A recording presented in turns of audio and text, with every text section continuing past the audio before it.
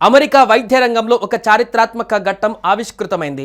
భారతీయ సంతతికి చెందిన ప్రముఖ ఓటోలారింగాలజిస్ట్ డాక్టర్ బాబీ ముక్కామల అమెరికన్ మెడికల్ అసోసియేషన్ 180వ అధ్యక్షుడిగా ప్రమాణ స్వీకారం చేశారు. తద్వారా ఈ ప్రతిష్టాత్మక సంస్థకు నాయకత్వం వహిస్తున్న తొలి భారతీయ వారసత్వ వైద్యుడిగా ఆయన చరిత్ర సృష్టించారు. 178 సంవత్సరాల చరిత్రలో ఈ సంస్థకు నాయకత్వం వహించిన తొలి భారతీయుడిగా శ్రీనివాస్ నిలిచారు. ఇటీవల చికాగోలో జరిగిన AMA వార్షిక సమావేశంలో కుటుంబ సభ్యులు, సహచరులు, మాజీ నాయకుల సమక్షంలో ముక్కామల శ్రీనివాస్ AMA అధ్యక్ష బాధ్యతలు చేపట్టారు. ఈ నియామకం వెనుక డాక్టర్ ముక్కామల వ్యక్తిగత జీవితంలో ఎదుర్కొన్న ఒక పెను సవాలు కూడా ఉంది. గతేడాది నవంబర్లో ఆయన బ్రెయిన్ ట్యూమర్ గా ఉన్నట్లు నిర్ధారణ అయ్యింది. మేయో క్లినిక్ లో శస్త్రచికిత్స చేయించుకొని కోలుకున్న ఆయన ఇప్పుడు దృఢ సంకల్పానికి ప్రతీకగా నిలిచారు. తన వైద్య బృందం నైపుణ్యం, కుటుంబ సభ్యుల మద్దతు, మెడికల్ సైన్స్ లో పురోగతి వల్లే తాను ప్రాణాలతో బయటపడ్డానని భావోద్వేగంతో తెలిపారు.